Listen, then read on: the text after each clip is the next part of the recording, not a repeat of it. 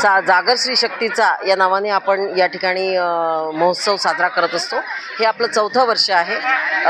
या महोत्सवामध्ये जवळपास 180 स्टॉल्स आहेत, ज्याच्यामध्ये 50 स्टॉल हे फूडचे आहेत। यावेळेचं अट्रॅक्शन असं आहे की फ्लेवर ऑफ महाराष्ट्र म्हणून आपण महाराष्ट्रातले जे काही चांगले फ्लेवर आहेत खाद्यपदार्थाचे ते सगळे या ठिकाणी बोलवलेले आहे। रत्नागिरीचं आहे, कोल्हापूरचं आहे, जळगावचं आहे, अशा अनेक जिल्ह्यांमधून आपल्याकडे या ठिकाणी 11 ते 12 जिल्ह्यांचे स्टॉल्स या ठिकाणी आलेले आहेत आणि त्याला पण फार मोठा रिस्पॉन्स आहे।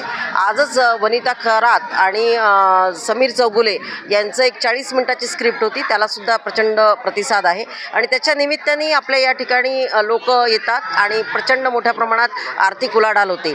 उमेद ही जी चळवळ आहे, ही उमेद चळवळ ही स्त्रियांना सक्षम करण्याकरता, आर्थिकदृष्ट्या स्पेशली सक्षम करण्याकरता ही शासनाच्या वतीने चळवळ राबवली जाते आणि त्याच्यामध्ये महिलांनी स्वतःहून नेतृत्व गुण करणे किंवा त्यांचा व्हर्सॅटाईल पूर्ण व्यक्तिमत्वाची डेव्हलपमेंट करणे याच्याकरता ही उमेद चळवळ आहे आणि बऱ्यापैकी शासन या स्तरावर यशस्वी झाल्याचं आपल्याला या संपूर्ण स्टॉलकडे किंवा या संपूर्ण प्रोग्रामकडे बघितलं तर आपल्या लक्षात येईल। म्हणजे फुले शाहू आंबेडकरांचा जो महाराष्ट्र आहे, ताराराणी, पुण्यश्लोक अहिल्याबाई, राष्ट्रमाता, राजमाता जिजाऊ, ज्या मायमाऊलीमुळे आम्ही या ठिकाणी सगळ्या महिला फार सक्षमपणे आणि अत्यंत भक्कमपणे उभ्या आहोत, त्या सावित्रीबाई फुले यांचा जो मोटो होता किंवा यांचं जे विजन होतं ते बऱ्यापैकी आपण सक्सेस केलेलं आहे असं या ठिकाणी आल्यानंतर वाटतं।